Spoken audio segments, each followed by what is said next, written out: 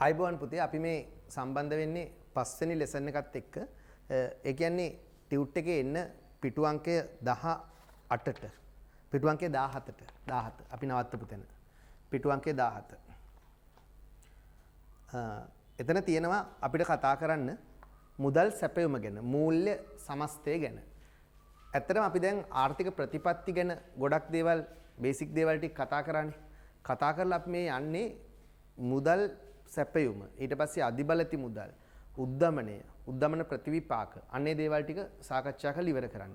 මොකද ඒ ටික ඉවර කරන්නේ නැතුව අපිට ඊළඟ කොටසට යන්න බෑ. ඒක නිසා අපි ඊළඟට පටන් ගන්නෙ ඒ බේසික් දේවල් ටික සාකච්ඡා කරලා ඉවර කරන්න. මුදල් සැපයුම කියලා කියන්නේ මොකක්ද? රටක මුදල් සැපයුම කියලා කියන්නේ මොකක්ද? රටක මුදල් සැපයුම කියලා කියන්නේ මේ කාසි හා නෝට්ටු ටික විතරක්ද? නැත්නම් ඊට වඩා වැඩි යමක්ද කියලා අපි කල්පනා කරමු. ඇත්තට මුදල් සැපයුම කියන එක වැරදියට ගන්න එපා. කාසි හා නෝට්ටු ටික විතරක් නෙමෙයි. රටක මුදල් සැපයුම කියලා කියන්නේ ඊට වඩා ටිකක් එහාට ගියපු කතාවක්. මුදල් සැපයුම කියලා කියන්නේ මෙතන මහජනතාව සතු විවහාර මුදල් තියෙන්නත් පුළුවන්. මහජනතාව සතු තැන්පතු තියෙන්නත් පුළුවන්. මුදල් සැපයුම කියන එක ශ්‍රී ලංකා මහ බැංකුව අර්ථකථනය කරනවා ක්‍රම 4කට. එකක් M1, M2, M2B, M4 කියලා. අපි මේ සංකල්ප හතරම කෙටියෙන් සාකච්ඡා කරන්න යන්නේ දැන්. ඉස්සෙල්ලාම මුදල් සැපයීමට දීලා තියෙන පොදු නිර්වචනය පොඩ්ඩක් ලියාගෙන ඉමු. මෙහෙම ලියන්න. මුදල් සැපයීම යනු තිත්තිරේ ලියන්න. මුදල් සැපයීම යනු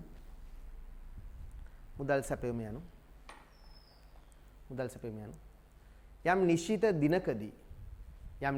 දිනකදී මුදල් සැපයීම යනු යම් නිශ්චිත දිනකදී එරට මහජනතාව සතු මුළු මුදල් තොගයයි. මුදල් සැපයීම යනු යම් නිශ්චිත දිනකදී එරට මහජනතාව සතු මුළු මුදල් තොගයයි. යම් නිශ්චිත දිනකදී එරට මහජනතාව සතු මුළු මුදල් තොගයයි. රයිට්. ඉරක් ගහන්න යම් නිශ්චිත දිනකදී එරට මහජනතාව සතු මුළු මුදල් තොගයයි. ඒකට ඉරක් ගහගන්න. යම් නිශ්චිත දිනකදී එරට මහජනතාව සතු මුළු මුදල් තොගයයි. ඊට පස්සේ එතන යට කියනවා එමගින් නිශ්චිත අවස්ථාවකදී රටක මහජනතාව සතු විවහාර මුදල් හා තැන්පතු මුදල් වලින් සමන්විත මුදල් තොගය ගණනය කෙරේ. ඒ කියන්නේ මේකේ අපි කතා කරන්නේ විවහාර මුදල් විතරක් නෙමෙයි. හරිනේ මනි සප්ලයි එක කියලා කිව්වහම ඒක ඇතුලේ විවහාර මුදල් තියෙන්නත් පුළුවන්. විවහාර මුදල් මහජනයා සතු විවහාර මුදල් තියෙන්නත් පුළුවන්. මහජනයා සතු විවහාර මුදල් තියෙන්නත් පුළුවන්. තා මොකද්ද? මහජනයා සතු තැන්පතු තියෙන්නත් පුළුවන්. මේ දෙකෙන්ම තමයි මුදල් සැපයීම හැදෙන්නේ. ඒ නිසා මුදල් සැපයීමට විවිධ අර්ථකථන තියෙනවා. අපි අර්ථකථන සියල්ල බලමු. එතන යට පොඩ්ඩක් ඒ වාක්‍යයට තිරක් ගන්න. එමගින් යම් නිශ්චිත අවස්ථාවක රටක අනිවාර්යෙන් මහජනයා සතු වෙන්න ඕන. හරිනේ. බැංකුවල තියෙන මුදල් අපිට බෑ. මහජනයා සතු. බැංකුවල තියෙන මුදල් නෙමෙයි මහජනයා සතු. මහජනයා කියලා කියන්නේ බැංකුව ඇරුණාම ව්‍යාපාර සහ සාමාන්‍ය මහජනතාව ඔක්කොම මහජනයා තමයි. යම් නිශ්චිත අවස්ථාවක රටක මහජනයා සතු විවහාර මුදල් හා මොකද ඒකට ඉරක් ගහන්න තැන්පතු මුදල් වලින් සමන්විත මුළු මුදල් තොගය තමයි මෙතන ගණනය කරන්නේ. මේක තොගයක්. තොග සංකල්පයක්. යම් නිශ්චිත අවස්ථාවක රටක මහජනතාව සතු විවහාර මුදල් කොච්චරක් තියද මහජනතාව සතු තැන්පතු කොච්චරක් තියද අන්නේ සමස්ත තොගය තමයි අපි මෙතන මුදල් සැපයීම කියලා අදහස් කරන්නේ. දෙන මුදල් සැපයීම තොග සංකල්පයක් වන අතර එය මූල්‍ය සමස්තය සමාහාරය ලෙස හඳුන්වයි. මේක තොගයක්. යම් නිශ්චිත දිනකට ගණනය කළ හැකි තොගයක්. මේ වෙලාවේ කොච්චර මුදල් තොගයක් තියෙද කියලා අපිට මැනලා බලන්න පුළුවන්. මේක තොග සංකල්පයක්. මේකට කියනවා කියන්නේ දැන් මේ මොහොතේ අපි මේ කතා කරන මේ වෙලාවේ මේ මොහොතේ කොච්චර මුදල් තොගයක් ශ්‍රී ලංකා ආර්ථිකයේ තියෙද. ඒක නිසා ඒක තොගයක් විදිහට අපිට ගණනය කරලා බලන්න පුළුවන්. මේක තොග සංකල්පයක්. අපි දන්නවා ආර්ථික විද්‍යාවේ සංකල්ප ප්‍රධාන වශයෙන් කොටස් දෙකකට බෙදනවා. ප්‍රවාහ සංකල්ප සහ තොග සංකල්ප. ප්‍රවාහ කියන්නේ අඛණ්ඩ ක්‍රියාවලියක්. තොගයක් කියන්නේ යම් නිශ්චිත දිනකට පවතින ප්‍රමාණයක් විදිහට ගණනය කරන්න පුළුවන් වෙන්න ඕනේ. ඉතින් මුදල් සැපයීම කියලා කියන්නේ ප්‍රවාහයක් නෙමෙයි තොගයක්. මේ වෙලාවේ කොච්චරද කියලා අපිට ගණනය කරන්න පුළුවන්. ඒ නිසා මුදල් සැපයීම කියන්නේ තොග සංකල්පයක් කියලා අපි කියනවා. මේකට කියන තව නම් තියෙනවා මොනවද? මූල්‍ය සමස්තය නැත්නම් සමාහාරය කියලා කියනවා. මොනිටරි ඇග්‍රිගේට්ස් කියලා ඉංග්‍රීසි වලින් කියනවා. මූල්‍ය සමස්තය නැත්නම් මූල්‍ය සමාහාරය මොනිටරි ඇග්‍රිගේට්ස්. දැන් මුදල් සැපයීමේ තියෙන වැදගත්කම මොකද්ද? මේ මුදල් තොගය නැත්නම් මුදල් සැපයීම. මුදල් තොගය කියලාත් කියන්නේ ඕක තමයි. මේකේ තියෙන වැදගත්කම මොකක්ද ආර්ථිකයකට? මුදල් සැපයීමේ එහෙම නැත්නම් මුදල් තොගයේ තියෙන වැදගත්කම මොකක්ද? මේකේ. මේ මුදල් සැපයීම මුදල් තොගේ අපිට වැදගත් වෙන්නේ මොකටද? අපි කිව්වොත් යම් නිශ්චිත අවස්ථාවක නේ මේ ආර්ථිකයේ සතුව තියෙන මුදල් සැපයීම කියන එකෙන් තමයි කොච්චර මුදල් තොගයක් ආර්ථිකයේ තියෙද ආර්ථිකයේ කොච්චර මුදල් සැපයීමක් තියෙද කියන කාරණෙන් තමයි තීරණය වෙන්නේ. ඒ රටේ සමාහාර ඉල්ලුම. කියන්නේ භාණ්ඩ හා සේවා වලට තියෙන සමස්ත ඉල්ලුම තීරණය වෙන්නේ අන්නේ මුදල් ප්‍රමාණය මත. ඒ කියන්නේ අපි ගත්තොත් උතර පොඩක් කියවල බලන්න යට තියෙනවා රට සමාහාර ඉල්ලුම කියන්නේ රටක භාණ්ඩ හා සේවා වලට තියෙන සමස්ත ඉල්ලුම. සමාහාර ඉල්ලුම. රටක ජාතික නිෂ්පාදිතය. ඒ වගේම සේවා නියුක්තිය යටම වාක්‍ය කියවන්නේ මිල මට්ටම් වැනි සාර්වාර්ථික විචල්යන් තීරණය වීමට බලපාන ප්‍රබල සාධකයක් වේ. අනේක මේ සාර්වාර්ථික විචල්යන්, ඒ කියන්නේ රටක සමස්ත ඉල්ලුම, සමස්ත නිෂ්පාදනය, සේවා නියුක්තිය, මිල මට්ටම් වගේ ඒ සාර්වාර්ථික විචල්යන් තීරණය වීමට බලපාන ප්‍රධාන ප්‍රබල සාධකයක් තමයි මුදල් සැපයීම. සමාහාර ඉල්ලුම තීරණය කරන ප්‍රබල සාධකයක් වන්නේ මුදල් සංසරණයේ පවතින මුදල් ප්‍රමාණය හෙවත් මුදල් සැපයීමයි. ඒ කියන්නේ මෙහෙමනේ පුතේ. අපි ගත්තොත් ඔන්න රටක යම් වෙලාවක මුදල් සැපයීම වැඩි වුණොත් මොකද වෙන්නේ? රටක මුදල් සැපයීම වැඩි වුණොත් මුදල් සැපයීම මනි සප්ලයි එක වැඩි වුණොත් කියන්නේ රටක මිනිස්සුන්ට භාවිතා කරන්න අතේ තියෙන මුදල් ප්‍රමාණය මනි සප්ලයි එක වැඩි වෙනවා. මනි සප්ලයි එක වැඩි වෙනකොට වෙන්න පුළුවන් දෙයක් තමයි ඒ රටේ මිනිස්සුන්ගේ මොකද්ද වැඩි වෙන්නේ? සමාහාර ඉල්ලුම, භාණ්ඩ හා සේවා වලට තියෙන සමස්ත ඉල්ලුම වැඩි වෙනවා. සමාහාර ඉල්ලුම ඉහළ යනවා. මුදල් සැපයීම දැන් රටේ සල්ලි වැඩි නම් නේ ආණ්ඩුව අපි හිතමු අච්චු ගහලා මුදල් අච්චු ගැහුවා කියලා. මුදල් අච්චු ගැසීමක් හෝ වෙන යම් වාණිජ්‍ය බැංකු මුදල් මැවීමක් වගේ මොකක් හරි ක්‍රියාවලියක් තුල රටක මුදල් සැපයීම වැඩි වුණොත් මුදල් සැපයීම වැඩි වෙනකොට මිනිස්සු අතේ සල්ලි තියෙනවනේ. සල්ලි තියෙනවා කියලා කියන්නේ භාණ්ඩ වලට තියෙන සමස්ත ඉල්ලුම, ආර්ථිකයේ සමාහාර ඉල්ලුම වැඩි වෙනවා නේ. රටක මුදල් සැපයීම වැඩි වෙනකොට රටේ භාණ්ඩ හා සේවා වලට තියෙන සමාහාර ඉල්ලුම වැඩි වෙනවා. ඉල්ලුම වැඩි වෙනකොට මොකද වෙන්නේ? ඉල්ලුම වැඩි වෙනකොට අපි දන්නවා ඒකේ ප්‍රතිඵල තමයි එකක් තමයි මිල මට්ටම මොකක් වෙන්න පුළුවන්ද? ඉහළ යන්න පුළුවන්. මිල මට්ටම ඉහළ ගියොත් හැබැයි ඒකේ හොඳ පැත්තක් තියෙනවා. මොකද්ද හොඳ පැත්ත? මිල මට්ටම ඉහළ යනකොට නිෂ්පාදකයෝ ධෛර්යමත් වෙනවා. ඒක නිසා නිෂ්පාදනය වැඩි කරනවා. දැන් හිතන්නකෝ උදාහරණයක් විදිහට දැන් සපත්තු වලට තියෙන ඉල්ලුම වැඩි වෙනකොට සපත්තු මිල ඉහළ යනවා. ඒකට DSI එකේ මුදලාලි කැමති යා නිෂ්පාදනය වැඩි කරනවා නේ. ඊට පස්සේ අපි ගත්තොත් බිස්කට් වලට තියෙන ඉල්ලුම වැඩි වෙනකොට බිස්කට් වල මිල ඉහළ යනවා. ඒකට Maliban biscuit company, Munchee biscuit company කැමති. එයා සැපයීම වැඩි කරනවා. ඒතර අපි දන්නවා රටක මුදල් සැපයීම වැඩි වුණොත් මුදල් සැපයීම වැඩි වෙනකොට ඇග්‍රිගේට් ඩිමාන්ඩ් එක සමාහාර ඉල්ලුම සීදන ඉදන ජීදන එක්ස්ට්‍රීම් සමාහාර ඉල්ලුම ඉහළ යනවා. සමාහාර ඉල්ලුම ඉහළ යනවා. අපි ඔය ඉස්සරහට කතා කරමු කොහොමද සමාහාර ඉල්ලුම හැදෙන්නේ කියලා. නිකන් දැනට සරලව ගන්න සමස්තයක් විදිහට ගත්තාම රටේ භාණ්ඩ හා සේවා වලට තියෙන ඉල්ලුම කියලා ඒක ඉහළ යාම තුල රටේ මිල මට්ටම ඉහළ යනවා. දැන් සමස්ත ඉල්ලුම වැඩි වෙනකොට මිල මට්ටම ඉහළ යනෝනේ. මිල මට්ටම ඉහළ ගියොත් නිෂ්පාදකයෝ ඒකට හරි සතුටුයි. ඒගොල්ලෝ නිෂ්පාදනය වැඩි කරනවා. නිෂ්පාදනය වැඩි වෙනකොට රටේ සේවා නියුක්තිය, ඒ වගේම රටේ ආදායම් මට්ටම ඒවත් ඉහළ යනවා. හරි ඒක නිසා අන්න ඒ වගේ සම්බන්ධයක් තමයි තියෙන්නේ. ඒ වගේ මුදල් සැපෙම අඩු වුණොත් රටක මුදල් සැපෙම අඩු වුණොත් භාණ්ඩ හා සේවා වලට තියෙන සමාහාර ඉල්ලුම සමස්ත ඉල්ලුම පහළ යනවා. ඉල්ලුම පහළ ගියොත් ඉල්ලුම අඩු වෙනකොට රටේ භාණ්ඩවල මිල මට්ටම අඩු වෙනවා. මිල මට්ටම අඩු වෙනවා, නිෂ්පාදනය අඩු වෙනවා, සේවා නියුක්තිය අඩු වෙනවා, ආදායම් මට්ටම අඩු වෙනවා. ඒ ඔක්කොම අඩු වෙන්න පුළුවන්. රයිට්? ඒක නිසා උතන අපිට ඕ අතර මුදල් සැපෙමයි මෙන්න මේ සාර්වාර්ථික විචල්යන් අතර ප්‍රබල සම්බන්ධයක් තියෙනවා. සමහරක් වෙලාවට අපි මේ ඉකොනොමික් ඇනලිසිස් ආර්ථික විශ්ලේෂණයේ විෂයේදී අපි සමහරක් වෙලාවට අපිට මේ සාර්වාර්ථික විචල්යන්ට විච්ච බලපෑම යම් යම් අවස්ථාවේදී අපිට ඇසෙස් කරන්න වෙනකොට අපිට මේ මුදල් සැපීමත් එක්ක තියෙන සම්බන්ධය දැනගෙන ඉඳීම වැදගත්. හරිනේ? ඒතර අපි දැනගන්න ඕන රටේ මුදල් සැපීම වැඩි වුණොත් සමහර ඉල්ලුම් වැඩි වෙනවා. ඉල්ලුම් වැඩි වෙනකොට බඩු මිල ඉහළ යනවා. බඩු මිල ඉහළ යද්දී නිෂ්පාදකයෝ නිෂ්පාදනය වැඩි කරනවා. නිෂ්පාදනයයි මිල වැඩි නිසා නිෂ්පාදනය වැඩි වෙනකොට සේවා නියුක්තිය කොහොමදත් වැඩි වෙනවා. සේවා නියුක්තිය වැඩි වෙනකොට රටේ මිනිස්සුන්ගේ ආදායමත් වැඩි වෙනවා. ඒ වගේම තමයි යම් හේතුවක් මත රටේ මුදල් සැපීම අඩු වුණොත් සමහර ඉල්ලුම් අඩු වෙනවා. ඉල්ලුම අඩු වෙද්දී රටේ මිල මට්ටම අඩු වෙනවා. මිල මට්ටම අඩු වෙද්දී නිෂ්පාදනය අඩු වෙනෝනේ. අයි මිල අඩු වෙන්නේ නිෂ්පාදකයෝ අධෛර්යමත් වෙනවා. නිෂ්පාදනය අඩු වෙනවා. ඒතකොට රටේ සේවා නියුක්තිය පහළ යන්න පුළුවන්. සේවා නියුක්තිය පහළ ගියොත් ඒකත් එක්කම රටේ මිනිසුන්ගේ ආදායම් මට්ටම පහළ යන්න පුළුවන්. ඒතකොට ඔන්න ඔය වගේ මුදල් සැපයීම ඊටාම වැදගත් විචල්යක් වෙනවා මේ වැදගත් දෙයක් වෙනවා මේ සාර්වාර්ථික විචල්යන්ට වෙන බලපෑම තීරණය කිරීමේදී. ඒක නිසා තමයි අපි මෙතන මුදල් සැපයීම කතා කරේ. එතන යට කියනවා මුදල් යම් නිශ්චිත අවස්ථාවක රටක මහජනතාව යන්නේ අදහස් කරනුයේ මධ්‍යම රජය මහ බැංකුව හා වාණිජ්‍ය බැංකුව හැරුණු විට සෙසු සියලුම ආර්ථික ඒකකයන්ගේ. දැන් අපි ගුවා මුදල් සැපයීම කියලා කියන්නේ මහජනතාව සතු මුදල් තොගය කියලා. මහජනතාව සතු විවහාර මුදල්, මහජනතාව සතු තැන්පතු. මහජනයා කියලා කියන්නේ කවුද? මහජනයා කියලා කියන්නේ කවුද? මහජනය කියලා කියන්නේ කොටස් තුනක් කරුණාම අනිත් ඔක්කොම මහජනයට දාන්න පුළුවන්. මධ්‍යම රජය ගවර්න්මන්ට් එක මහජනයා නෙමෙයි අයින් කරා. මහ බැංකුව මහජනයා නෙමෙයි. වාණිජ්‍ය බැංකුව මහජනයා නෙමෙයි. ඒ අරෙන් අනිත් ඔක්කොම මහජනයා. එතකොට අපි ගත්තොත් වාණිජ්‍ය බැංකුවයි මධ්‍යම රජයයි මහ බැංකුවයි ඇරුණාම අනිත් ඔක්කොටම අපි කියන්නේ මහජනයා කියලා. ඒ කියන්නේ රටේ තියෙන පොදු සමාගම්, මූල්‍ය සමාගම්, තනි පුද්ගල ව්‍යාපාර, හවුල් ව්‍යාපාර, මිනිස්සු රටේ ඒගොල්ලෝ හැමෝගේ මතේ තියෙන සල්ලි මොනවද? මහජනයා සතු ව්‍යවහාර මුදල්. ඔයගොල්ලෝගේ ගෙදර කැටේ තියෙන සල්ලි, ඔයාගේ ගෙදර ලාච්චුවේ තියෙන සල්ලි, කොන්දොස්තරගේ අතේ තියෙන සල්ලි, මොකක් හරි කම්පැනි එක ලාච්චුවේ තියෙන සල්ලි, හවුල් ව්‍යාපාරයක ලාච්චුවේ තියෙන සල්ලි. ඊට පස්සේ තනි පුද්ගල ව්‍යාපාරයක කඩේ කැෂියර්ගේ ලාච්චුවේ තියෙන සල්ලි, පන්සලේ පින් කැටේ තියෙන සල්ලි. මේ ඔක්කොම මහජනතාව සතු ව්‍යවහාර මුදල්. හරිනේ? මහජනතාව සතු ව්‍යවහාර මුදල් වලට ගන්න බැරි ඒවා තියෙන මොනවද? මහජනතාව සතු ඒවා කියලා කියන්න බැරි ඒවා තමයි මහ බැංකුවේ සල්ලි මහජනතාව සතු නෙමෙයි. වාණිජ්‍ය බැංකු 26ක් ලංකාවේ තියෙනවා. ඒවා මහජනතාව සතු නෙමෙයි. නේ වාණිජ්‍ය බැංකු, මහ බැංකු, මධ්‍යම රජයේ හැර අනිත් ඔක්කොම වෙන කොතන මුදල් තිබුණත් මුදල් හෝ තැන්පතු ආකාරයෙන් ව්‍යවහාර මුදල් හෝ තැන්පතු ආකාරයෙන් තියෙනවට අපි කියනවා මොකද? මහජනතාව සතු මුදල් කියලා. එතන කියන්නේ යටම කියන්නේ ඒක. ඒකට පොඩ්ඩක් ඉරක් ගහගන්න. යම් නිශ්චිත අවස්ථාවක රටක මහජනතාව යන්නේ අදහස් කරනුවේ මධ්‍යම රජය, පැහැදිලිවම මධ්‍යම රජය, මහ බැංකුව, වාණිජ්‍ය බැංකුව හැරුණු විට සෙසු සියලුම ආර්ථික කාරකයන්. පැහැදිලිනේ? රයිට්. ඊළඟට එන්න ඊළඟ පිටුවට. ඒක හරි. ඊළඟ පිටුව හිස්. පිටුව අංකය 18. ඇයි ඒක හිස්ව තියලා තියෙන්නේ? ඒක හිස්ව තියලා තියෙන්නේ මුදල් සැපයීමේ නිර්වචන ටික අපි එතන ලියාගමු. ඒක ලියන්න තමයි එතන ඉඩ තියලා තියෙන්නේ.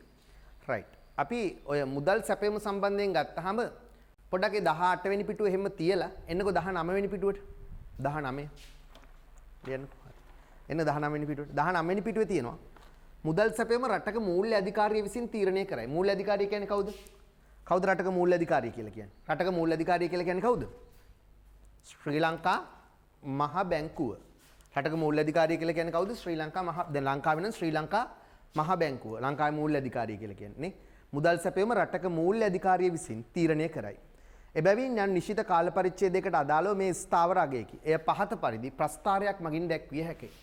මුදල් සැපයීම කියන එක තීරණය කරන්නේ මහ බැංකුව. ඒක නිසා ඒක මේ නිශ්චිත අගයක් කියලා කියනවා. යම් නිශ්චිත අවස්ථා අපි ඒක වෙනස් වෙන්නේ නැහැ කියලා කියනවා. යම් නිශ්චිත කාල පරිච්ඡේදයකට අදාළව මේ මුදල් සැපයීම කියන එක අපි හිතනවා ස්ථාවර අගයක්. වෙනස් වෙන්නේ නැති අගයක් කියලා මුදල් සැපයීම කියන එක. එතකොට අපිට මුදල් සැපයීම කියන එක ප්‍රස්ථාරකින් පෙන්වන්න පුළුවන්. ඒ කියන්නේ ඒක රටේ නිෂ්පාදනය වැඩි වුණාට නිෂ්පාදනයත් එක්ක ඍජු සම්බන්ධයක් නැහැ. අපි මෙහෙම අපිට ඕන නම් කියන්න පුළුවන් මෙන්න මේ වගේ දෙයක්. මුදල් සැපයීම කියලා කියන්නේ. මම මෙහෙම කිව්වොත් මෙහි මුදල් සැපයීම මනි සප්ලයි එක. මුදල් සැපයීම මෙහෙම දැම්මොත් මෙහෙම රටේ නිෂ්පාදනය දැම්මොත් ඒක නිෂ්පාදනයත් එක්ක ඍජු සම්බන්ධයක් නැහැ. නිෂ්පාදනයේ කීය වුණත් රටේ නිෂ්පාදන මට්ටම කොච්චර වුණත් මනි සප්ලයි එක. අපි තුම මෙහෙම යම් ප්‍රමාණයක් මුදල් තියනවා කියලා මනි සප්ලයි එක. ඒක නොවෙනස්ව තියෙනවා. නිෂ්පාදන මට්ටම කොච්චර වුණත් මේ Y1 Y2 නිෂ්පාදන මට්ටම කුමක් වුවත් මුදල් සැපයීම මනි සප්ලයි එක වෙනස් වෙන්නේ නැහැ. එකම අගයක්. එකම අගයක්. මොකක් හරි මේ තියෙන අගය එහෙම වෙනස් වෙන්නේ නැහැ. ස්ථාවර අගයක්. ඒක පොඩ්ඩක් ඇඳලා තියන්න. රටේ නිෂ්පාදනය වැඩි වුණා කියලා මුදල් සැපයීම වෙනස් වෙන්නේ නැහැ. එකම අගයක්. මොකද මේක මහ බැංකුව තීරණය කරන්නේ. මහ බැංකුව තමයි මේක අඩු වැඩි කරන්නේ. ඒක රටේ නිෂ්පාදනයත් එක්ක සම්බන්ධ නැහැ. නිෂ්පාදනය වැඩි වෙනකොට මුදල් සැපයීම වැඩි වෙන හැම එකක් නැහැ. අර ප්‍රස්ථාරය ඇඳගන්න 19 වෙනි පිටුව මෙතන 19 වෙනි පිටුවේ ඇඳගන්න ප්‍රස්ථාරය. මේ මිරක් ගන්න මේ පැත්තට නිෂ්පාදනය දාන්න මේ මූර්ත නිෂ්පාදනය. මේ පැත්තට දාන්නේ මූර්ත නිෂ්පාදනය. නිකන් රටේ භාණ්ඩ හා සේවා නිෂ්පාදනය. මූර්ත නිෂ්පාදනය. පැත්තේ මුදල් සැපයීම. මූර්ත නිෂ්පාදනයේ Y1 වුණත් Y2 වුණත් මුදල් සැපයීම MS එකම අගයක්. එකම අගයක්. ඒක තැනින් තැනට වෙනස් වෙන්නේ නැහැ කියලා අපි කියනවා. රයිට්. ඊට පස්සේ අට එන්න පොඩ්ඩක් එතන. ශ්‍රී ලංකාවේ මුදල් සැපයීම පිළිබඳ නිල අර්ථකථන.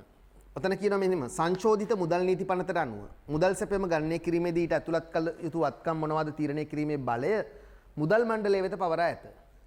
මේ අනුව ශ්‍රී ලංකා මහ බැංකුව මුදල් සැපයීම ක්‍රම 4කට ගණනය කරනවා. මේ මුදල් සැපයීම කියන එක ශ්‍රී ලංකා මහ බැංකුව ක්‍රම 4කට ගණනය කරනවා. ඒ කියන්නේ නිර්වචන 4ක් යටතේ ගණනය කරනවා. මොකද්ද මේ ක්‍රම 4? මුදල් සැපයීම ගණනය කරන. ලියන්න ඉස්සෙල්ලාම පළවෙනි එක තමයි අපි කියන්නේ එක පටු මුදල් සැපයීම. පටු මුදල් සැපයීම. තිත්තිරේ ලියන්න. පටු මුදල් සැපයීම. පටු මුදල් සැපයීමට අපි සංකේතයක් විදිහට කියනවා M1 කියලා. M2 අපි මේව ඉගෙන ගන්නවා. M2 තමයි පුළුල් මුදල් සැපයීම. මුදල් සැපීමේ සංකල්ප ටික. මේ ටික මම උගන්වනවා තා චුට්ටකින් පොඩ්ඩක් ලියා ගන්නකො. පුළුල් මුදල් සැපයීම. දන්න අය ඉන්න දන්නේ නැති අය ලියා ගන්න. M2. ඊට තව අංක 3. ඒකාබද්ධ පුළුල් මුදල් සැපයීම. පුළුල් මුදල් සැපයීම.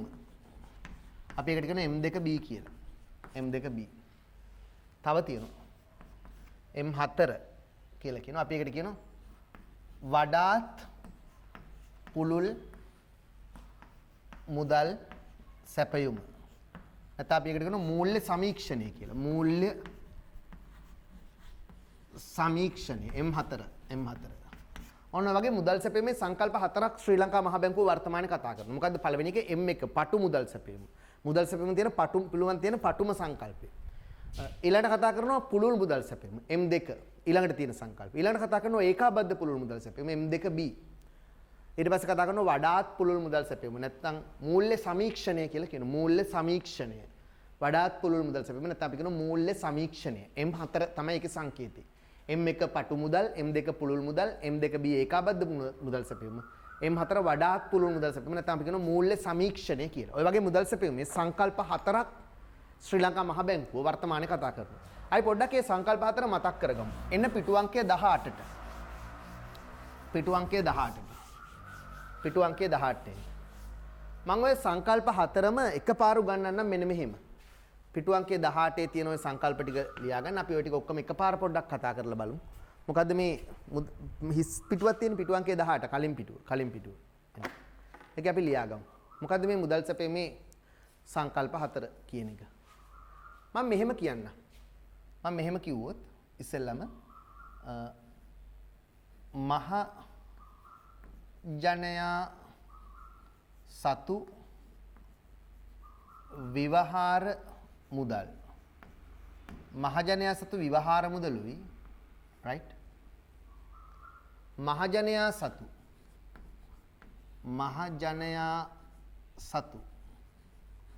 සතු වාණිජ්‍ය බැංකුවල ඇති කාලීන හා ඉතුරුන් තැන්පතුයි.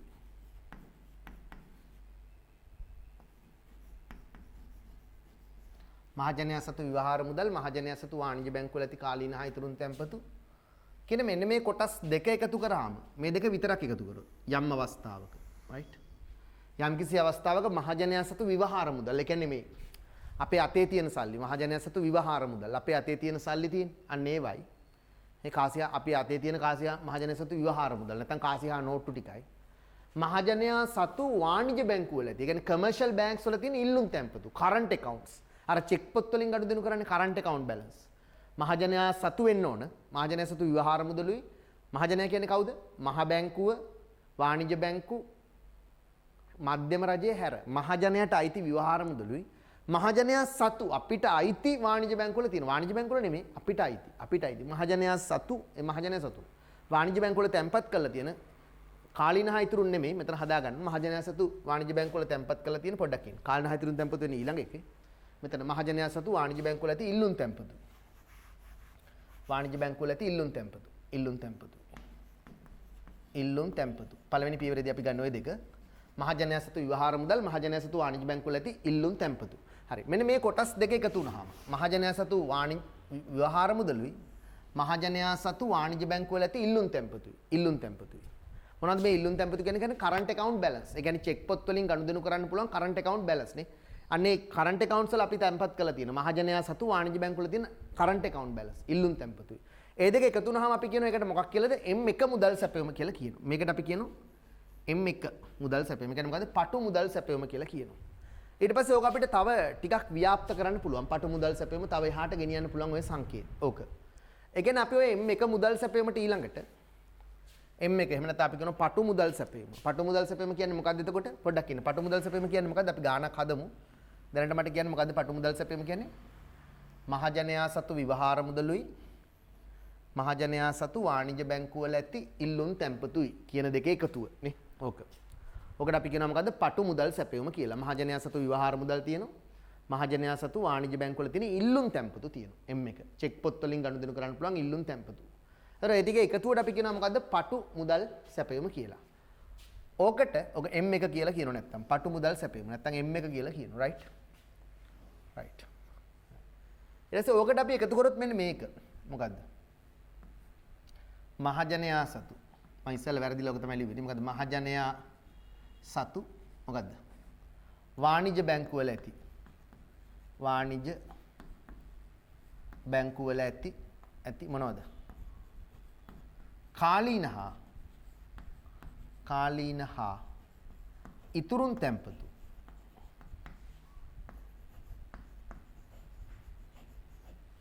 මෙන්න මේකත් එකතු කරොත් අපේ මුදල් සැපයීම සංකල්පය තව ටිකක් පුළුල් කරන්න පුළුවන් අපිට. එතකොට මුදල් සැපයීම සංකල්පය තව පුළුල් වෙනවා. මොකද්ද කොහොමද පුළුල් වෙන්නේ? මහජනයා සතු ව්‍යවහාර මුදල් මහජනයා සතු වාණිජ්‍ය බැංකුවල ඇති ඉල්ලුම් තැන්පතු වලට මහජනයා සතු වාණිජ්‍ය බැංකුවල විතරයි. වාණිජ්‍ය බැංකුවල දෙන කාලීන ඉතුරුම් තැන්පතුත් ගත්තා. එතකොට අපි මේ මුදල් සැපයීමට කියනවා M2 මුදල් සැපයීම. ඒ කියන්නේ පුළුල් මුදල් සැපයීම කියලා. අන්න මුදල් සැපයීමේ තව සංකල්පයක් ශ්‍රී ලංකා මහ බැංකුව හඳුන්වලා දෙනවා. රයිට්. අපිට ඔක තව පුළුල් කරන්න පුළුවන්. තව පුළුල් කරන්න පුළුවන් මෙන්න මෙහෙම. මේකට එකතු කරනවා මහජනයා සතු මම එක වෙන පාටකින් ගන්න. ඔකට එකතු කරනවා තවත් කොටස් දෙකක්. මෙන්න මෙහෙම.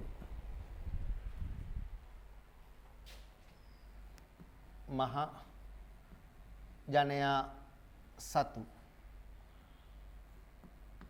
වාණිජ්‍ය මෙහෙම ගමු.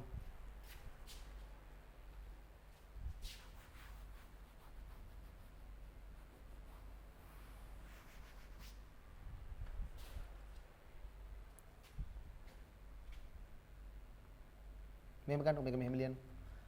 විදේශ විවහාර මුදල් බැංකු ඒකක වල ඇති නේවාසික තැන්පතු.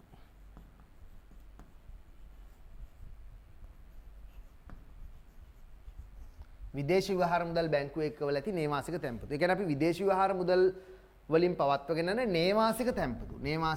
හරි ඔය ගැඹුරින් අධ්‍යයනය කරන්න ඕනේ නිකන් දැනට මතක දැන් රෙසිඩන්ට් ෆොරින් කරන්සි කියලා කියනවා. RFC. ඔකට ඊළඟට අපි එකතු කරනවා තව එකක්.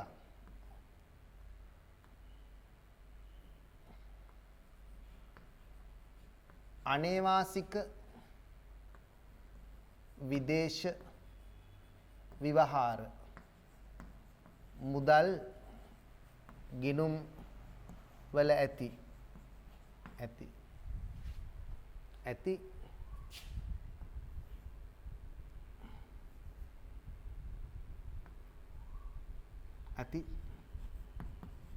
තැන්පතු වලින් 50%. අපි මේකට කියනවා NRFC වලින් 50%. non resident foreign currency වලින් 50%. හරි. NRFC වලින් 100. අනේවාසික විදේශ විවහාර මුදල් ගිණුම් වල ඇති තැන්පතු වලින් ඇති කාලීන හා ඉතුරුන් තැන්පතු කියලා කියනනම් වඩාත් පැහැදිලි. කාලීන හා ඉතුරුන් තැන්පතු වලින් 50%. NRFC non resident foreign currency වලින් 50%. ඒ කියන්නේ අනේවාසික. ඒ කියන්නේ අපේ රටේ නේවාසික නොවන අනේවාසිකයෝ මෙහි තැන්පත් කරලා තියෙන මෙන් අපි ගන්නේ 150. NRFC non resident foreign currency වලින්. අනේ මේක මතක තියාගන්න මෙහෙම කෙටියෙන්. අනේවාසික තැන්පතු වලින් 50%යි. අනේවාසික තැන්පතු වලින් 50%යි. ඔන්න ඔය ටික එකතු කරාට පස්සේ අපේ එනවා මුදල් සැපයීමේ ඊළඟ සංකල්පය. මොකක්ද ඊළඟ සංකල්පය කියලා කියන්නේ? මුදල් සැපයීමේ තියෙන තුන්වෙනි සංකල්පය. අපි ඒකට කියනවා M2B. ඒකාබද්ධ පුළුල් මුදල් සැපයීම කියන සංකල්පය එනවා. රයිට්. ඔක තමයි M2B කියලා කියන්නේ. රයිට්. ඊට පස්සේ ඕකට එකතු කරන්න ඕන තව කාරණා දෙකක්. මොකක්ද එකතු කරන්නේ? ඕකට එකතු කරනවා මම මේ අහපව කියලා දෙන්නම්. බලපත්‍ර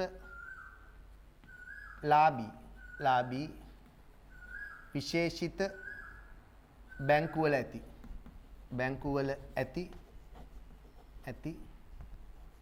මහජනයා සතු කාලීන හා ඉතුරුන් තැන්පතු.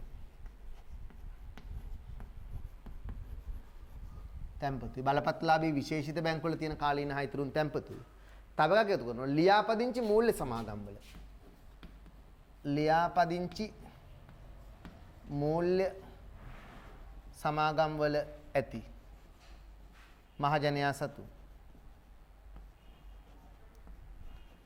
කාලීන හා ඉතුරුම් තැන්පතුයි.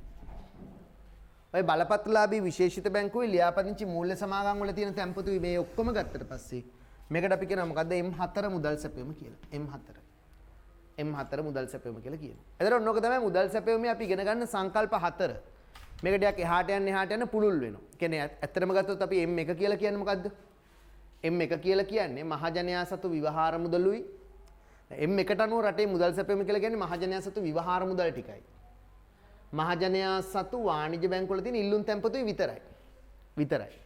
ඒ කියන්නේ අපේ අතේ තියෙන කාසිහා නෝට්ටු ටිකයි ඊට අමතරව මොකද්ද? මහජනයා සතු වාණිජ්‍ය බැංකුවල තියෙන කරන්ට් account balance ටිකයි විතරයි M1ට අනුව මුදල් සැපයීම කියලා කියන්නේ. ඊට පස්සේ ඔක M2ට එනකොට කියනවා මොකද්ද? ඊට අමතරව තව එකතු කරන්න කියලා කියනවා. ඔය තියෙන ටිකට මහජනයා සතු විවහාර මුදල්, මහජනයා සතු ඉල්ලුම් තැන්පතු, ඊට අමතරව මහජනයා සතු වාණිජ්‍ය බැංකුවල තියෙන කාලීන හා ඉතුරුම් තැන්පතු. ඒ කියන්නේ අර සේවිංස් account ස්ථාවර තැන්පතු අන්න ඒවත් එකතු කරන්නේ. ඒතර M2. ඊට පස්සේ ඔක M2B කරන්නේ ඒකාබද්ධ පුළුල් මුදල් සැපයීම කරන්නේ. ඔකට එකතු කරනවා RFC, NRFC වලින් 150. RFC කියලා කියන්නේ විදේශී වහාර මුදල් බැංකුවේ එක්වල ඇති නේවාසික තැන්පතු. NRFC කියලා කියන්නේ අනේවාසික විදේශී වහාර මුදල් ගිණුම් වල ඇති කාලීන හා ඉතුරුම් තැන්පතු වලින් 150. අනේවාසිකීව. ඒ කියන්නේ අනේවාසිකීයන්ගේ තියෙන තැන්පතු ඔක්කොම ගන්න නැහැ. මොකද ඒව රට ඇතුලේ අපි හිතන්නේ ඒක සම්පූර්ණයෙන්ම වියදම් වෙන්නේ නැති නිසා අපි එකෙන් 150යි ගන්න. අපි මේකට කියනවා වෙලාවකට දේශීය තැන්පතු වගකීම් ලෙස සලකන කොටස. මේ 150 තමයි දේශීය තැන්පතු වගකීම් ලෙස සලකන කොටස. හරි? එහෙනම් අනේවාසික විදේශී වහාර මුදල් ගිණුම් වල ඇති කාලීන හා ඉතුරුම් තැන්පතු වලින් 150. ඒ ටික ගත්තාම M2B එනවා. ඊට පස්සේ ඔකට බලපත්‍රලාභී විශේෂිත බැංකු වල ඇති මහජනයා සතු කාලීන හා ඉතුරුම් තැන්පතුයි ලියාපදිංචි මූල්‍ය සමාගම් වල ඇති මහජනයා සතු කාලීන හා ඉතුරුම් තැන්පතු එකතු කරාම අවසානම සංකල්පය M4 කියන සංකල්පය ලැබෙනවා. එතකොට අපිට ඔන්න ඔය වගේ මුදල් සැපයීමේ සංකල්ප කතා කරන්න පුළුවන් 4ක්. M1, M2B, M2B, M4 කියලා. ওই සංකල්ප 4ම අපි දැන් කතා කරන්න යනවා. අපි ඉස්සරහා ගානක් හදනවා. ඒ ගාන හදනකොට අපි ওই සංකල්ප ටික ඔක්කොම කතා කරනවා. රයිට්? ගාන හදනකොට අපි ওই ටික ඔක්කොම කතා කරන්න ඕන. රයිට්. පොඩ්ඩයි මම මේක තාම ලියන්න කිව්වේ නෑ. අපි පොඩ්ඩක් ওই සූත්‍ර ටික ඉස්සෙල්ලාම ලියාගෙනිමු. ඉස්සෙල්ලාම පොඩ්ඩක් ওই ටික හුරු වෙන්න මේ සූත්‍ර ටික ලියාගමු. මෙන්න මෙහෙම ලියන්න. එන්න 18 වෙනි පිටුවට. 18 වෙනි පිටුවේ සූත්‍ර 4 වෙන වෙනම ලියමු. මේ අපි එකටනේ කතා කරේ. එකට කතා කරේ. මෙහෙම ලියමු. ඔයාලට සූත්‍ර තියෙනවා. මෙන්න මෙහෙම ලියමු. right. ඉස්සෙල්ලාම ලියන්න අපි 18 වෙනි පිටුවේ ලියාගන්න. 18 වෙනි පිටුවේ හිස් පිටුවක් තියෙන්නේ. ඒක ලියාගන්න. අපි ලියමු M1 හැදෙන හැටි. M1 හැදෙන විදිය ලියන්න. M1 හැදෙන විදිය ලියන්නේ. M1 හැදෙන්නේ කොහොමද? M1 හැදෙන විදිය ලියන්න. M1 කොහොමද හැදෙන්නේ? තාපඩක් ලියමුනේ. M1 හැදෙන විදිය ලියන්න. M1 මහජනයා සතු විවහාර මුදල්නේ. මහජනයා සතු විවහාර මුදල් ධන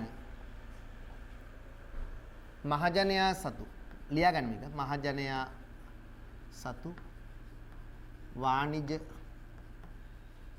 බැංකු වල ඇති ඉල්ලුම් තැන්පතු ඔන්න ඔය දෙක විතරක් ගත්තොත් M1 මුදල් සැපයීම. ඒ කියන්නේ මොකද්ද? පටු මුදල් සැපයීම. උඩින් ඕනම් මාතෘකාව ලියන්න පටු මුදල් සැපයීම. මොකද්ද මේ පටු මුදල් සැපයීම? ඕනම් මෙතනින් මාතෘකාව ලියාගන්න. උඩින් පටු මුදල් සැපයීම. පටු මුදල් සැපයීම. මම ඉඩමද නිසා ඔක්කොම ලියන්න යන්නේ නැහැ. උඩින් මාතෘකාව ලියාගන්න පටු මුදල් සැපයීම. පටු මුදල් සැපයීම හැදෙන්නේ කොහොමද? M1. පටු මුදල් සැපයීම කියන්නේ M1. M1 හැදෙන්නේ කොහොමද? මහජනයා සතු විවහාර මුදල්. ඒ කියන්නේ අපේ අතේ තියෙන කාසිහා නෝට්ටුයි මහජනයා සතු වාණිජ්‍ය බැංකු වල තියෙන ඉල්ලුම් තැන්පතුයි දෙක එකතු වෙලා. රයිට්? ඊළඟට ලියන්න M2 හැදෙන හැටි. M2 හැදෙන්නේ මේ ඔක්කොමයි. මේ ඔක්කොම කියන්නේ M1. මේ ඔක්කොම එකතු වෙනවා කොහොමදත්. M2ට යනකොට මේ ඔක්කොම මේ දෙකත් එකතු වෙනවා. ওই දෙකට අමතරව තව එකතු වෙනවා. මහජනයා සතු වාණිජ්‍ය බැංකු වල ඇති මොනවද? කාලීන හා ඉතුරුම් තැන්පතු. කාලීන හා ඉතුරුම් තැන්පතු. මහජනයා සතු වාණිජ බැංකුවල ඇති කාලීන හා ඉතුරුම් තැන්පතු. ඕකත් එකතු වෙනවා. M1 ධන ඕකනේ. M2 හැදෙන්නේ M1 ධන මහජනයා සතු වාණිජ බැංකුවල ඇති කාලීන හා ඉතුරුම් තැන්පතු එකතු වෙනවා. ඊළඟට M2B කියන්නේ මොකද්ද? M2B කියන්නේ ඔය M2යි ඔය M2යි. ඔය තියෙන ඔක්කොම තමයි M2 කියන්නේ. ඒ ටිකයි M2ට ඔයිට අමතරව එකතු වෙනවා. මොනවද? තව කාරණා දෙකක්. දැන් ඔය තියෙන ඔක්කොම තමයි M2 කියන්නේ. ඒකට තව එකද කියන්නේ. දැන් M2 කියනකොට M1යි මහජනයා සතු වාණිජ බැංකුවල ඇති කාලීන හා ඉතුරුම් තැන්පතුත් එකතු වුණා. ඊට පස්සේ අහපව ඒ M2ට තව එකතු කරනවා. මොකද්ද? අපි එකතු කරනවා මොකද්ද? විදේශ ව්‍යවහාර මුදල් බැංකුවේ එකකවල ඇති නේවාසික තැන්පතු. අපි කියනවා විදේශ විවහාර මුදල් බැංකු ඒකකවල ඇති නේවාසික තැන්පතු. වාසික තැන්පතු. ඔකට අපි කියනවා RFC Resident Foreign Currency. විදේශ ව්‍යවහාර මුදල් බැංකුවේ නේවාසිකයන්ගේ තැන්පතුනේ. විදේශ කියන්නේ විදේශ ව්‍යවහාර මුදලින් අපේ රටේ නේවාසිකව තියාගෙන ඉන්න තැන්පතු. මේවා ගැඹුරින් ඇනලයිස් කරන්න ඕනේ. ඔයගොල්ලෝ මේක මොකක්ද කියලා දැනගත්තාම ඇති. දල වශයෙන්. හරිනේ. ඊට පස්සේ තව එකතු කරනවා. මොකද්ද? ඔකට තව එකතු කරනවා NRFC එකයි RFC එකයි NRFC වලින් 150යි. NRFC කියන එක අපි කියන්න පුළුවන් මෙහෙම කිව්වත් හරි. දේශීය තැන්පතු වගකීම් ලෙස සලකන දේශීය තැන්පතු වගකීම් ලෙස සලකන අනේවාසික විදේශ ව්‍යවහාර මුදල්. අනේවාසික දේශීය තැන්පතු වගකීම් ලෙස සලකන අනේවාසික විදේශ විවහාර මුදල්. අපි මේකට කියනවා NRFC වලින් 50%. වගකීම් දේශීය තැන්පතු වගකීම් ලෙස සලකන්නේ අනේවාසිකයෙන් 50%. අනේවාසික non resident foreign currency. මේක resident foreign currency නේ. ඒක ඔක්කොම ගන්නවා. අර දේශීය තැන්පතු වගකීම් ලෙස සලකන අනේවාසික විදේශ ව්‍යවහාර මුදල්. ඔය ලියා ගන්න. NRFC වලින් 50%. ඒ තමයි M2B හැදෙන හැටි. හරි. මාතෘකා ලියා ගන්නවා නම් මේක පටු මුදල් සැපයීම. මේක පුළුල් මුදල්. මේක පටු. මේක පුළුල්. මේක ඒකාබද්ධ පුළුල්. ඒකාබද්ධ පුළුල් මුදල් සැපයීම. ඊළඟට වඩාත් පුළුල් මුදල් සැපයීම. වඩාත් පුළුල්. ඒ කියන්නේ M4. M4 හැදෙන්නේ කොහොමද? M4 හැදෙන්නේ ඔය ඔක්කොමයි. ඒ කියන්නේ මේ ඔක්කොම කියන්නේ මොකද්ද? මේ ඔක්කොමයි. මේ දැන් මේ තියෙන M2Bට තියෙන ඔක්කොමයි. ඔකට තව එකතු වෙනවා. මොනවද? කාරණා දෙකක්. එකක් බලපත්‍රලාභී විශේෂිත බැංකුව, අනිත් එක ලියාපදිංචි මූල්‍ය සමාගම. බලපත්‍රලාභී විශේෂිත බැංකුවල ඇති මහජනතාව සතු තැන්පතු.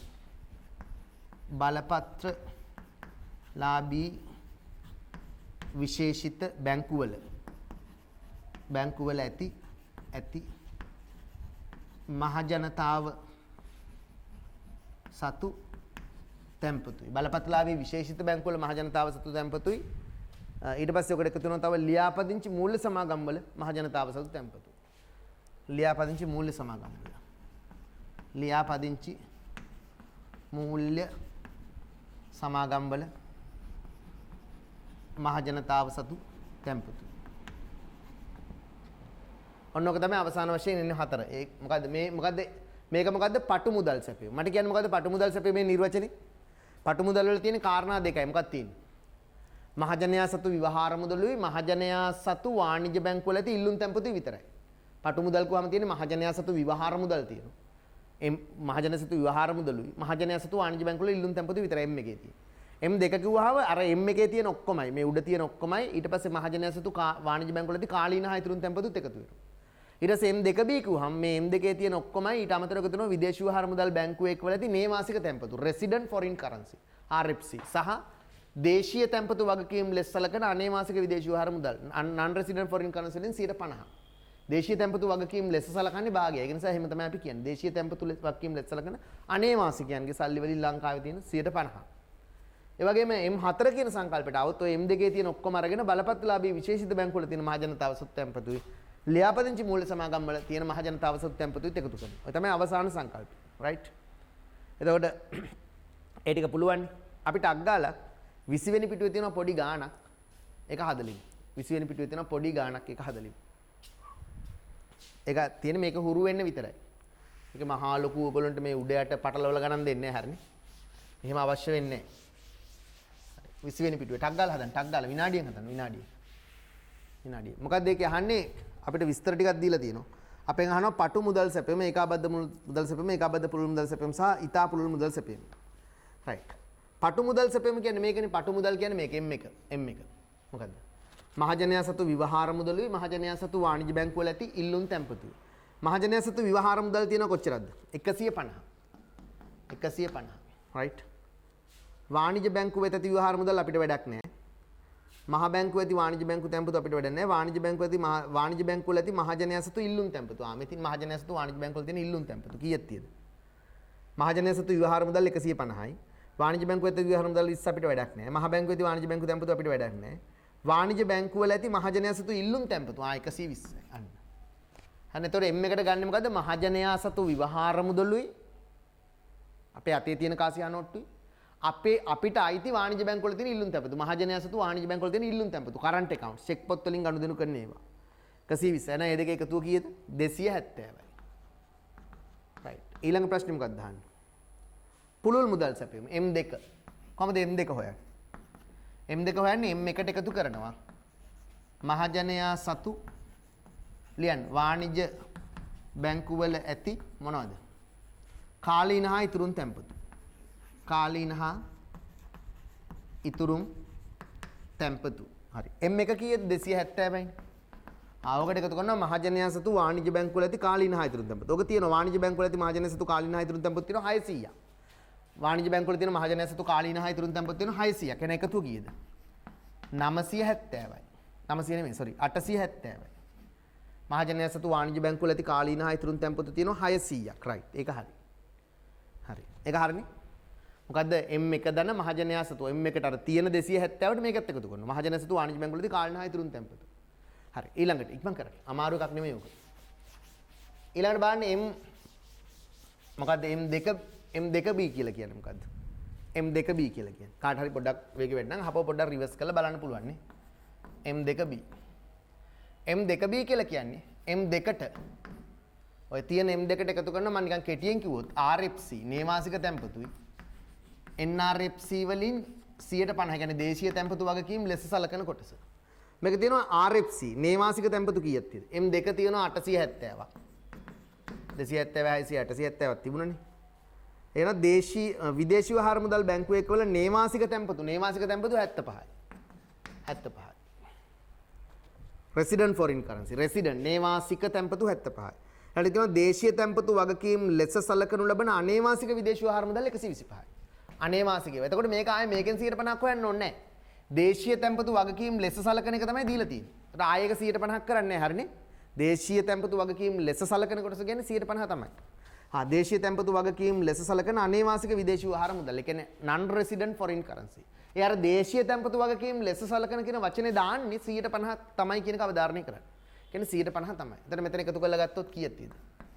1075 270ක් තියෙනවා. ඊට පස්සේ M4 අහන්න. M4 කියලා කියන්නේ M2Bට එකතු කරනවා මොනවද? බලපත්‍රලාභී විශේෂිත බැංකුයි. බලපත්‍රලාභී විශේෂිත බැංකු වල ඇති මොනවද? මහජනතාව සතු තැන්පතුයිනේ. බලපත්‍රලාභී විශේෂිත බැංකු වල මහජනතාව සතු තැන්පතුයි. ලියාපදිංචි මූල්‍ය සමාගම් වල. ලියාපදිංචි මූල්‍ය සමාගම් වල ඇති මොනවද? මහජනතාව සතු තැන්පතුයි. බලපත් එතන M2B අපි දන්නවා M2B තියෙනවා 1070ක්. 70ක්. බලපත්‍රලාභී විශේෂිත බැංකු වල කොච්චරක් තියෙද? මහජනතාව සතු තැන්පතු 40යි. ලියාපදිංචි මූල්‍ය සමාගම් වල මහජනතාව සතු තැන්පතු යටම තියෙනවා 90යි. ওই ටික තමයි අපිට වැදගත් වෙන්නේ. හරිනේ වැදගත් නොවන ඒවා කොච්චර දුන්නත් අපි ගන්නෑ.